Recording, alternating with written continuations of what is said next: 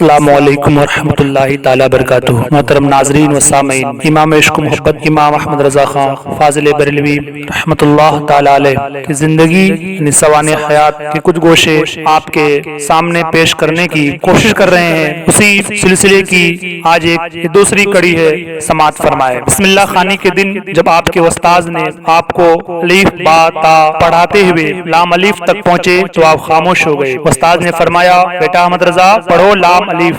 آپ نے عرض کیا، یہ دونوں تو میں پڑھ چکا، اس کو دوبارہ کیوں پڑھایا جا رہا ہے؟ آپ کے دادا جان اس مجلس میں موجود تھے، سمجھ گئے کہ کہنا کیا چاہتا ہے کہ یہ تنہا تنہا اکیلے اکیلے الف اور لام ہم پڑھ چکے ہیں، پھر ان دونوں حرفوں کو ایک ساتھ ہمیں کیوں پڑھایا جا رہا ہے؟ دادا جان نے سمجھایا کہ بیٹا تمہارا خیال صحیح ہے، مگر جو تم نے پہلے پڑھا وہ الف نہیں تھا بلکہ وہ حمزہ تھا، کیونکہ الف ہمیشہ ساکن ہوتا ہے جو کسی کے ساتھ مل کر پڑھا جاتا ہے، لہذا لام کے ساتھ اس کو ملا دیا تاکہ اس کو پڑھا جا سکے۔ امام احمد رضا خان نے عرض کیا، جب الف ساکن ہوتا ہے تو اس کو لام کے ساتھ اتنی دور آ کر کیوں ملایا؟ اس سے پہلے با، تا، سا وغیرہ گزرے، ان میں سے کسی کے ساتھ ملا دیا جاتا۔ دادا حضور نے جواب دیا، بیٹا الف اور لام میں صورت اور سیرت دونوں اعتبار سے ایک جیسا ہے، ایک ہی طرح سے ہے، اس لیے اس کے ساتھ ملا دیا۔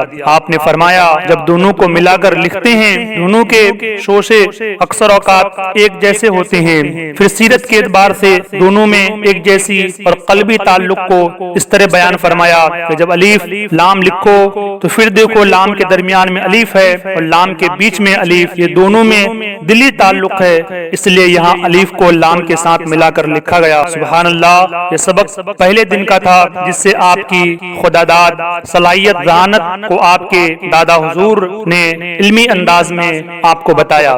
حیات اعلیٰ حضرت میں ملک العلماء علامہ ظفر الدین بہاری رحمۃ اللہ تعالی علیہ لکھتے ہیں، ایک دن ایسا ہوا کہ استاد نے قرآن شریف میں ایک جگہ کچھ زبر زیر کچھ اعراب بتایا، مگر آپ نے اس کے خلاف پڑھا۔ استاد نے تو بتایا، آپ اس کے خلاف پڑھنا شروع کیے۔ استاد نے دوبارہ سخت لہجہ میں بتایا، آپ نے پھر پہلے کی طرح پڑھا۔ قریب کمرہ میں آپ کے دادا حضور تشریف رکھتے تھے، آپ کو اپنے پاس بلایا، چونکہ آپ کے دادا جان کو بھی غلطی کا احساس ہو رہا تھا، لہذا دوسرا قرآن شریف منگا کر دیکھا، دونوں کو ملا کر واضح ہوا کہ کاتب کی غلطی سے زیر کا زبر ہو گیا ہے اور صحیح زیر ہے جو بچہ احمد رضا خان پڑھ رہا تھا۔ دادا حضور نے فرمایا، امن میاں تم یہ بتاؤ کہ تم استاد کے کہنے کے مطابق کیوں نہیں پڑھ رہے تھے؟ امام احمد رضا خان نے عرض کیا، میں ارادہ تو کرتا تھا مگر زبان پر جاری ہی نہیں ہوتا تھا، میں پڑھنے کی کوشش وہی کرتا تھا جو استاد محترم پڑھا رہے تھے، مگر میری زبان سے وہ بات نہیں نکل رہی تھی۔ یہ سن کر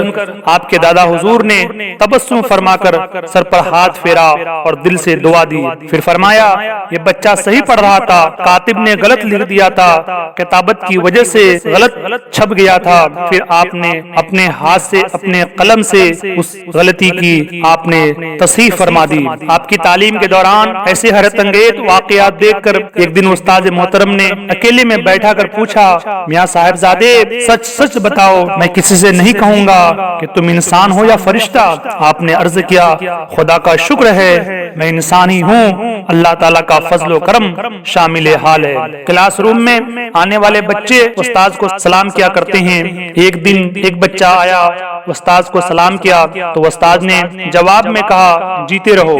آپ نے کہا، استاد محترم یہ تو جواب نہ ہوا، آپ بھی السلام علیکم جواب میں وعلیکم السلام کہا کیجیے۔ استاد یہ سن کر بہت خوش ہوئے اور دعائیں دی۔ آپ کا بچپن بڑا حسین گزرا ہے، آپ بچوں میں ساتھ نہ کھیلتے، محلے کے بچے اگر گھر میں آ کر کبھی کھیلنے لگتے تو ان کے کھیل میں کبھی شریک نہ ہوتے بلکہ صرف بیٹھ کر دیکھا کرتے تھے۔ آپ کے بچپن کے زمانے میں پتنگ اڑانے کا عام رواج تھا، آپ کبھی پتنگ نہ اڑاتے، اتفاق سے کٹی ہوئی پتنگ گھر کے آنگن میں آ کر گر جاتی تو اس کو اٹھاتے اور والد محترم کے پلنگ کے نیچے رکھ دیتے۔ والد صاحب آتے اور دیکھتے تو پوچھتے، یہ پتنگ یہاں کس نے رکھی ہے؟ عرض کیا جاتا، امن میاں نے رکھی ہے۔